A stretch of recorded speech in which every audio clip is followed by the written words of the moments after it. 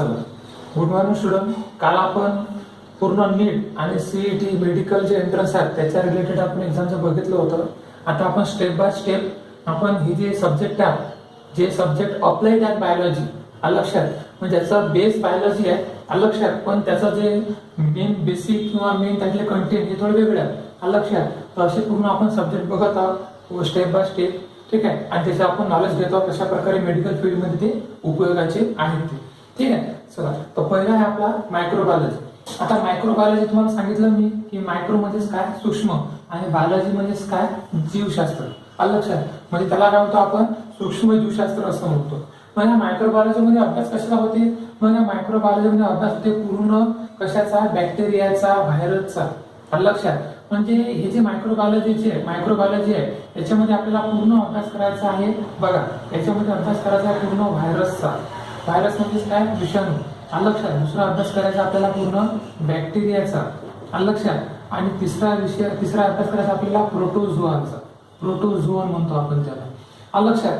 म्हणजे जितके हार्मफुल जे घटक आहेत आपल्या शरीरासाठी, जे घटक आहेत त्याचा पूर्ण जे सूक्ष्म डोळ्यानं दिसत नाही लक्षात, किंवा जे सूक्ष्म डोळ्यानं लहान लहान जे सूक्ष्म जीव आहेत लक्षात, की ते आपल्या ह्युमन बॉडीसाठी हानिकारक आहे, काही युजफुल आहे, तर याचा सर्व अभ्यास करणं, तर त्या ज्या विषयामध्ये करतो आपण त्याला काय म्हणतो आपण, मायक्रोबायोलॉजी असं म्हणतो, ठीक आहे. मग या मायक्रोबायोलॉजी मध्ये पहिला जो आहे तो आहे विषाणू. पहिला जो आहे तो विषाणू, ठीक आहे. याला व्हायरसला काय म्हणतो आपण, विषाणू असं म्हणतो. बॅक्टेरियाला काय म्हणतो आपण, जीवाणू. बॅक्टेरियाला म्हणतो आपण जीवाणू लक्षात. आणि या प्रोटोझोन मध्ये एका प्रकारचा काय असते, सजीव असते लक्षात. सूक्ष्म जीव असते. हा प्रोटोझोन मध्ये काय असते, एका प्रकारचा सूक्ष्म जीव असते. मग हे जे असतात पूर्ण, याच्यामुळेच मॅक्झिमम काय होत असतं, आपल्याला डिसीज होत असतात लक्षात. एक तर व्हायरसमुळे, एक तर बॅक्टेरियामुळे, एक तर प्रोटोझोनमुळे. मग आपले जे व्हायरस असतात, या व्हायरसमुळे आपल्याला कोणकोणते डिसीज होतात बघा. तर व्हायरसमुळे सध्याच्या कंडिशनला जो व्हायरस आहे तो व्हायरस इन्फेक्टेड आहे, तो आहे कोरोना व्हायरस. माहिती तुम्हाला, कोरोना व्हायरस म्हणतो आपण त्याला, माहिती तुम्हाला. या कोरोना व्हायरसला कोरोना नाव का बरं पडलं माहिती तुम्हाला, कारण कोरोना जो व्हायरस आहे, या कोरोनाचा व्हायरस अशा प्रकारे त्याचं काय, क्राऊन आहे लक्षात. बघा, कोरोना, CORONA, कोरोना. कोरोना म्हणजेच काय, क्राऊन, CROWN, क्राऊन. क्राऊन म्हणजेच काय, त्याला आपण मुकुट असं म्हणतो. काय म्हणतो आपण त्याला, मुकुटासारखा दिसणारा आकार असा जो व्हायरस आहे त्याला काय म्हणतो आपण, कोरोना व्हायरस असं म्हणतो. मग हा जो कोरोना व्हायरस आहे, या कोरोना व्हायरसच्या आतमध्ये काय असते, न्यूक्लियस, आणि त्याच्यामध्ये असे न्यूक्लिक मटेरियल म्हणतो आपण त्याला, न्यूक्लिक ऍसिड म्हणतो आपण त्याला आपण RNA असं म्हणतो लक्षात. ते जे RNA असतात, हे RNA आपल्या सेलमध्ये जाऊन ते काय पूर्ण डिझॉल्व होतात, आणि त्याच्यामुळे हा जो डिसीज आहे, हा डिसीज फैलत आहे. आणि याच्यावर आतापर्यंत जे औषधे आहेत आता निघत आहे लक्षात. आतापर्यंत काहून वेळ लागला, कारण हा जो व्हायरस आहे, हा व्हायरस जो हा कसा, डेड व्हायरस आहे लक्षात. त्याचं जे प्रोटीन कोट आहे, याचं जे वरचं जे लेअर आहे, त्या लेअरला म्हणतो आपण प्रोटीन कोट. याचं जे लेअर आहे याला म्हणतो आपण प्रोटीन कोट. हे प्रोटीन कोट जर तुम्ही कधी ब्रेक केलं तर हा व्हायरस काय ते इनएक्टिव्ह होते. मग साधा साबणाचा फेस म्हणतो आपण, किंवा हीट म्हणा, उष्णता म्हणा, याच्यावर सुद्धा याचे प्रोटीन कोड काय होते, ब्रेक होऊ शकते. याचे प्रोटीन कोड वरची लेअर ब्रेक झाली की RNA काहीच काम करत नाही लक्षात. म्हणून मग नेहमी आपण काय म्हणतो, किंवा सॅनिटायझरनं हात धुवा, किंवा नंतर गरम पाणी प्या लक्षात, कारण आपल्या घशामध्ये गेलेले असतात. दुसरी गोष्ट, किंवा साबणाने हात धुवा असं गरज नाही की डेटॉल साबण पाहिजे किंवा लाईफबॉय साबण पाहिजे असं गरज नाहीये. तुम्ही साधं निर्मा साबण जर घेतलं, त्याचा पेस्ट कधी घेतलं लक्षात, तर त्या पेस्टानं सुद्धा याचं प्रोटीन कोड काय होते, ब्रेक होते. याच्यातले जे RNA असतात ते RNA इनएक्टिव्ह होतात, पण ते आपल्यावर काय करत नाही, क्रिया करत नाही लक्षात. तर अशा प्रकारे झालं कोरोना व्हायरस, ठीक आहे. चला, नंतर आहे कोरोना व्हायरस, नंतर याचा चुलत भाऊ जो म्हणतो आपण, चुलत भाऊ किंवा आतेमांबो म्हणतो, तो आहे रायनो व्हायरस. आता रायनो व्हायरस तुम्हाला माहित आहे, रायनो व्हायरस म्हणजेच काय, ज्याच्यामुळे आपल्याला सर्दी, पडसे, खोकले जे म्हणतो आपण ते जे होते लक्षात. रायनो व्हायरस कशातून अटॅक करते, मग हे जे व्हायरस असतात, विषाणू असतात, हे जनरली 3 गोष्टींना अटॅक करतात बघा. कशातून रायनो व्हायरस, एक असते वाटर मधून लक्षात, दुसरं असते फूड मधून, अन्नामधून, आणि तिसरं असते एअर मधून. बघा, 3 गोष्टींमधून हे व्हायरस जे असतात ते आपल्या शरीरात काय करत असतात, आपला अटॅक करत असतात आणि ते अटॅक करून मग आपलं शरीर काय करतात ते पूर्ण इन्फेक्टेड करतात। आलं लक्षात? तर अशा प्रकारे हे जे व्हायरस असतात हे व्हायरस आपल्या शरीराला काय करतात पूर्ण किल करतात। मग हे व्हायरस जर याच्या मार्फत कधी आपल्या शरीरात कधी गेले, पाण्यामार्फत, फूड मार्फत, हवेमार्फत जर आपल्या शरीरात कधी गेले तर मग काय होते, आपण आजारी पडतो, आपल्याला ताप येते, सर्दी येते, खोकला वगैरे हे जे लक्षण असतात हे लक्षण कशामुळे येतात? रायनो व्हायरस मुळे येतात। मग याच्यावर उपाय काय? मग याच्यावर आपण उपाय काय करतो? आपण जे उपाय करतो तो उपाय करतो बघा, आपण जर मेडिकल डॉक्टरकडे गेलो तर डॉक्टर आपल्याकडे लिओसिट्रोझाईन, बघा लिओसिट्रोझाईन नावाची टॅबलेट देते। त्या तुम्ही जर औषध दवाखान्यात कधी गेले त्याच्यामध्ये ते गोळी असते, त्या गोळीमध्ये कंटेन असते। आलं लक्षात? दुसरं कंटेन असते त्याच्यामध्ये अँटीबायोटिक म्हणतो आपण त्याला, दुसरं कंटेन असते अँटीबायोटिक कंटेन असते। बघा एएनटी आहे, अँटी म्हणजेच काय? विरोधी, आणि बायोटिक म्हणजेच काय? जीवाणू विषाणूला मारणारी गोळी म्हणजेच काय? अँटीबायोटिक। आणि लिओसिट्रोझाईन म्हणजेच काय? 1L नावाची गोळी आहे। बघा सर्दी जर तुम्हाला कधी झाली तर डॉक्टर जनरली तुम्हाला 1L नावाची गोळी देते। आलं लक्षात? बाकी भरपूर साऱ्या गोळ्या आहेत लक्षात, पण जनरली सर्वात स्पेसिफिक ज्याच्यामध्ये लिओसिट्रोझाईन नावाचं कंटेन असतेच सर्दी झाली तर तुम्हाला त्या गोळीमध्ये, ठीक आहे। दुसरं असते अँटीबायोटिक गोळी। अँटीबायोटिक गोळी भरपूर साऱ्या, कोणकोणत्या गोळ्या? हायफेन आहे, माहित आहे? हायफेन 200 टॅबलेट्स आहेत, ठीक आहे। नंतर ओपोक्स आहे, ओपोक्स 200 टॅबलेट्स। आलं लक्षात? तर हे जे सर्व टॅबलेट्स आहेत या टॅबलेटचा रोल काय असते? या टॅबलेटचा रोल असते की जे आपल्या अन्नामार्फत, हवेमार्फत, पाण्यामार्फत आपल्या शरीरात जे विषाणू गेले त्याला किल करायचं काम जे कोण करत असते? अँटीबायोटिक करत असते। बघा जर कधी आपला सर्दी ताप कधी झाला आपण काय करतो? फक्त तापाची गोळी आणतो, पण त्यानं आपलं ताप बसत नाही। मग डॉक्टर वगैरे डॉक्टर काय करते? आपल्याला एक गोळी देते लिओसिट्रोझाईनची, एक गोळी देते अँटीबायोटिकची, म्हणजे दोन गोळ्या तो काय करते? देते। आलं लक्षात? प्लस इंजेक्शन देते। इंजेक्शन मध्ये काय असतात? इंजेक्शन मध्ये तुमची इम्युनिटी वाढवण्यासाठी काय सुद्धा अँटीबायोटिक हे यूज करतात, त्याच्यामुळे काय तुमचा ताप हा 2-3 दिवसातच काय ते बसते। तर अशा प्रकारे जर तुम्हाला व्हायरसला जरी किल करायचं असलं तर अशा प्रकारे आपण काय करतो? औषधी घेतो, गोळ्या घेतो। आलं लक्षात? तर अशा प्रकारे व्हायरस असतात, या व्हायरसला आपण काय करू शकतो? किल करू शकतो। चला ठीक आहे। नंतर आहे बघा दुसरं आहे बॅक्टेरिया। बघा आता हे बॅक्टेरिया म्हणजेच काय? बॅक्टेरिया म्हणजे त्याला म्हणतो आपण विषाणू असं म्हणतो, जीवाणू असं म्हणतो। बॅक्टेरिया म्हणजेच काय? हे विषाणूपेक्षा काय असतात? थोडेसे मोठे असतं जीवाणूचं, अशा प्रकारे स्ट्रक्चर राहते आणि हे अलग अलग प्रकारचे असतात। काही दंडगोल असतात, काही सर्क्युलर असतात, काही असे गोल असतात, काही असे लांब असतात, अशा प्रकारे काय त्याचं स्ट्रक्चर असते। मग हे जे बॅक्टेरिया असतात हे बॅक्टेरिया सुद्धा आपल्या शरीरात कसे प्रवेश करतात? ते बॅक्टेरिया सुद्धा आपल्या शरीरात प्रवेश करतात, ते म्हणजे एक म्हणजे फूड, आलं लक्षात? दुसरं म्हणजेच काय? एअर, आलं लक्षात? आणि तिसरं म्हणजेच काय? वॉटर। तर मॅक्झिमम हे जे जीवाणू असतात बॅक्टेरियल इन्फेक्शन म्हणतो तर ते आपल्या अन्नामार्फत, एक तर पाण्यामार्फत आपल्या शरीरामध्ये जातात। आणि हे जे बॅक्टेरिया आपल्या शरीरात जातात केव्हा जातात? पावसाळ्या दिवसात। आता जे दिवस आहेत पावसाळ्यात दिवस आहेत त्या पावसाळ्या दिवसात तुम्हाला सर्वात जास्त काय ते इन्फेक्शन होत असते। आणि सर्वात जास्त बॅक्टेरियल इन्फेक्शन जे होते तुम्हाला, तो बॅक्टेरिया जो आजार असते तो कोणता आजार असते? तो तुम्हाला होते जनरली आजार होते तो होते टायफॉइड। माहिती तुम्हाला टायफॉइड? बघा त्याला आपण टायफॉइड असं म्हणतो, टायफॉइड माहिती तुम्हाला टायफॉइड? तर हे जे टायफॉइड आहे आलं लक्षात? टायफॉइडचे लक्षण काय? मग हे टायफॉइडचे लक्षण आहे ते पोट दुखणे आणि जंतू। कशामुळे? साल्मोनेला टायफी नावाचा हा काय एका प्रकारचा बॅक्टेरिया आहे। हा एका प्रकारचा काय? बॅक्टेरिया आहे। आणि हा बॅक्टेरिया काय करते? आपल्या शरीरात पाण्यामार्फत किंवा अन्नामार्फत आपल्या शरीरात प्रवेश करते आणि प्रवेश केल्यामुळे मग आपल्याला काय होते? टायफॉइड होते।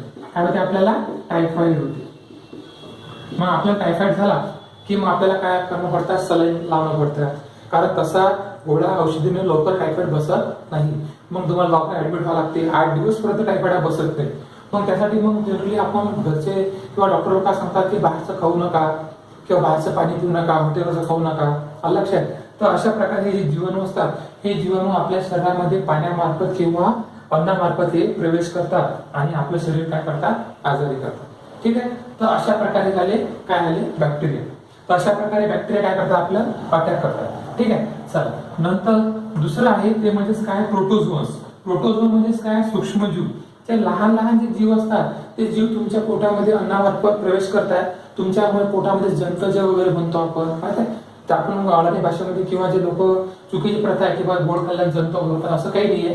तुमच्या शरीरात जर जास्त कधी प्रमाण कधी झालं आलं लक्षात, तर तुमच्या शरीरामध्ये जे युजफुल बॅक्टेरिया कधी जास्त कधी वाढले किंवा हार्मफुल बॅक्टेरिया जेव्हा जास्त वाढले तुम्हाला त्याचे आजार होतात. तर अशा प्रकारे जे मायक्रोबायोलॉजी आहे हे मायक्रोबायोलॉजीचा आपल्याला काय त्याचा रोल आहे. या मायक्रोबायोलॉजीमध्ये तुम्हाला काय सर्वात त्याचा अभ्यास करायचा आहे. मग हे जे मायक्रोबायोलॉजी आहे या मायक्रोबायोलॉजी तुम्हाला सर्वात जास्त फील्ड कशामध्ये उपयोग आहे. तुम्हाला मायक्रोबायोलॉजीचं जे युनिट आहे या युनिटचं जे तुम्हाला जो मेन बेसिक आहे तो आहे डीएमएलटी. कशामध्ये DMLT. डीएमएलटी मध्येच काय पॅथॉलॉजी मध्ये तुम्ही जर 12वी पास झाले तर तुम्हाला पुढे भविष्यात काय करायचं आहे डीएमएलटी करायचं आहे बरोबर. मग डीएमएलटी मध्ये तुम्हाला सर्व हेच करणार आहे. मग रक्त लघवी चेक करणं लक्षात आपल्या आपल्या अन्नामधले थुंकीमधले विष्टेमधले बॅक्टेरिया व्हायरस वगैरे त्याचा पूर्ण अभ्यास करायचा, त्याचा पूर्ण चेकिंग करायचा आहे. हाच तुम्हाला सर्व मॅक्झिमम अभ्यास डीएमएलटी मध्ये करायचा आहे. आणि डीएमएलटी मध्ये मायक्रोबायोलॉजी सर्वात मोठा काय रोल आहे. तुम्ही बीएससी मायक्रोबायोलॉजी करून डीएमएलटी करू शकता किंवा 12वीच्या बेसिसवर तुम्ही डीएमएलटी करू शकता. आलं लक्षात. डीएमएलटी झालं किंवा मग मेडिकल फील्ड कोणती मला समजा आलं लक्षात, किंवा मेडिकल फील्ड मध्ये जे जितके मेडिकल फील्ड आहे आलं लक्षात, BMS म्हणा, MBBS म्हणा, BHMS म्हणा, या सगळ्यामध्ये मायक्रोबायोलॉजीचे क्वेश्चन मायक्रोबायोलॉजी सर्वात जास्त काय आहे विषयाचा अभ्यास त्याच्यामध्ये अंतर्भाव केलेला आहे. कारण त्याचा काय सर्वात जास्त उपयोग आहे आलं लक्षात. नंतर हा जो डीएमएलटी मेडिकल फील्ड आहे त्या मेडिकल फील्ड मध्ये सर्वात जास्त मायक्रोबायोलॉजीचा काय असते फोकसिंग असते. मायक्रोबायोलॉजीचे सर्वात जास्त काय असतात क्वेश्चन असतात, काय असतात प्रश्न असतात. आणि ते प्रश्न तुम्हाला मायक्रोबायोलॉजी सर्वात चांगलं युनिट जे आहे हे चांगलं करणं पडते, याचं नॉलेज तुम्हाला ठेवणं पडते. तेव्हाच तुम्ही नीट सीईटी मधले जे डीएमएलटी क्रॅक जर तुम्हाला करायचे तर त्याच्यामध्ये जे प्रश्न असतात ते प्रश्न तुम्हाला मग इझिली सॉल्व्ह करता येतात. ठीक आहे. तर चला आपलं हे झालं आता मायक्रोबायोलॉजी. ठीक आहे. आपलं मायक्रोबायोलॉजी संपलं. मायक्रोबायोलॉजी आपल्याला यूज काय तो संपलं. चला दुसरं आहे आता बायोटेक्नॉलॉजी. बायोटेक्नॉलॉजी म्हणजे काय. बायोटेक्नॉलॉजी म्हणजे त्याला म्हणतो आपण जीवतंत्रज्ञान असं म्हणतो. त्याला म्हणतो आपण जीवतंत्रज्ञान. मग याचा उपयोग काय. याचा जीवतंत्रज्ञानाचा उपयोग जो आहे तो आहे मॅक्झिमम औषधी म्हणा मेडिसिन प्रोडक्शन याचा सर्वात महत्त्वाचा उपयोग आहे तो म्हणजे काय प्रोडक्शन करणं. मग ते प्रोडक्शन मेडिसिनचं असू शकते, ते प्रोडक्शन ऍग्रिकल्चर फील्ड मध्ये असू शकते आलं लक्षात, ते प्रोडक्शन तुमच्या फूड मध्ये असू शकते आलं लक्षात. म्हणजे जे प्रोडक्शन आहे प्रोडक्शन अलग अलग प्रकारचं असू शकते. मेडिसिन मध्ये होऊ शकते आलं लक्षात. डेव्हलपमेंट म्हणतो आपण मेडिसिन म्हणा किंवा ऍग्रिकल्चर म्हणा. ठीक आहे. नंतर किंवा तुमच्या जे फूड आहे आपलं अन्न आहे ठीक आहे या फूड मध्ये सुद्धा हे प्रोडक्शन होऊ शकते. तर अशा प्रकारे याचं जे टेक्नॉलॉजी आहे या टेक्नॉलॉजीचा जीवतंत्राचा अभ्यास तुम्ही करून तुमचं काय करू शकता प्रगती करू शकता. आणि याचा सर्वात जास्त उपयोग कुठे होते मग बायोटेक्नॉलॉजी क्वेश्चन कशामध्ये येतात ते येतात जर तुम्हाला पुढे बीएससी ऍग्रिकल्चर करायचं असेल तर त्याच्यामध्ये बायोटेक्नॉलॉजीचे क्वेश्चन ते येतात जास्त येतात आलं लक्षात. तुम्हाला जर पुढे बीएससी बायोटेक किंवा बीएससी तुम्हाला फूड सायन्स कडे करायचं तर तेव्हा तुम्हाला बायोटेक्नॉलॉजी क्वेश्चन येतात. तुम्हाला मेडिसिन बद्दल नॉलेज कधी करायचं तर बायोटेक्नॉलॉजी क्वेश्चन काय येतात ते जास्त येतात. ठीक आहे. तर अशा प्रकारे बायोटेक्नॉलॉजी जे जीवतंत्रज्ञान आहे ते तुम्हाला सर्वात जास्त उपयोग होते. शेतीमध्ये म्हटलं तर बीटी कॉटन वगैरे जे असतात ते बीटी कॉटनचा जे रोल आहे तो बायोटेक्नॉलॉजीचा म्हणजे याचा रोल राहते. ठीक आहे. चला हे झालं आपलं आता बायोटेक्नॉलॉजी. तिसरं आहे आपलं बायोकेमिस्ट्री. बघा तिसरं आहे बायोकेमिस्ट्री. बायोकेमिस्ट्री म्हणजेच काय बायोकेमिस्ट्री त्याला आपण जीव रसायन असं म्हणतो. काय म्हणतो आपण त्याला बायो म्हणजेच काय जीव आणि केमिस्ट्री म्हणजेच काय रसायन जीव रसायन असं म्हणतो आपण. हा लक्षात. मग याचा उपयोग जो आहे तो कुठे होते त्याचा उपयोग होते मॅक्झिमम डिफॉर्म. काय होते डिफॉर्म किंवा डिफॉर्म नंतर काय आहे पूर्ण मेडिकल मॅक्झिमम MBBS मॅक्झिमम एक तर MBBS नंतर BAMS ठीक आहे नंतर BHMS ठीक आहे नंतर BDS ठीक आहे नंतर BDS नंतर झालं वेटरनरी. एवढ्या सर्व फील्डमध्ये बायोकेमिस्ट्री जो हा सब्जेक्ट आहे याचा सर्वात जास्त उपयोग आहे. कारण याच्यामध्ये तुम्हाला काय सर्व जीव रसायन अलक्षात सर्व केमिकल वापरून तुम्हाला अभ्यास करायचा आहे. आणि केमिकल हे फील्ड आले म्हणजे केमिकल आला बायोकेमिस्ट्री हा विषय आला. कारण तुम्हाला मग त्याच्यामध्ये डिफॉर्म मध्ये जर तुम्ही पुढे 12नंतर डिफॉर्म कधी करत असाल तर डिफॉर्म मध्ये तुम्हाला पूर्ण सब्जेक्ट जे असतात ते कोणते असतात मॅक्झिमम बायोकेमिस्ट्री असतात. मग तुम्हाला मग ते औषध कसे तयार करणं त्याचा फॉर्म्युला कसं तयार करणं, त्याच्यामध्ये कोणते घटक जास्त टाकणं, पॅरासिटामॉल, अँटीबायोटिकचे घटक कसे टाकणं, हे सर्व घटक जे आहेत हे डी.फार्म म्हणजेच काय, डिप्लोमा 12वी नंतर तुम्ही करू शकता. डी.फार्म म्हणजेच काय, ग्रॅज्युएशन, तुम्ही ग्रॅज्युएशन सुद्धा 12वी नंतर करू शकता. MBBS हे तुम्हाला माहितीच आहे, हे सर्व मेडिकल फील्ड आहे. लक्षात, तुम्ही डॉक्टर होऊ शकता. त्या डॉक्टर सुद्धा बायोकेमिस्ट्री हा जो सब्जेक्ट आहे हा सर्वात महत्त्वाचा काय रोल प्ले करते. लक्षात. तर अशा प्रकारे हा जो बायोकेमिस्ट्री जो विषय आहे, हा बायोकेमिस्ट्री जो विषय हा तुम्हाला मेडिकल फील्डमध्ये सर्वात जास्त काय असते, महत्त्वाचा असते. ठीक आहे. चला, तर हे झालं बायोकेमिस्ट्रीचा काय झाला, हा बेनिफिट झाला. चला, नंतर जो आहे पॅलेंटॉलॉजी. आता पॅलेंटॉलॉजी म्हणजेच काय, पॅलेंटॉलॉजी म्हणजेच काय म्हणतो आपण त्याला, फॉसिलचा अभ्यास पूर्ण. लक्षात, याच्यामध्ये जो अभ्यास होते तो पूर्ण आहे फॉसिल. फॉसिल म्हणजेच काय, अवशेष. फॉसिल म्हणजे अवशेष. मग याच्यामध्ये अलग अलग जे प्रोसेस असतात, कार्बन डेटिंग प्रोसेस आहे. याच्यामध्ये आहे carbon dating process. Carbon dating प्रोसेसनं तुम्हाला कुठे अॅनिमलचे कधी जर तुम्हाला हळ कधी सापडले तर त्याचं तुम्ही आयुष्यमान काढू शकता, अवयव काढू शकता.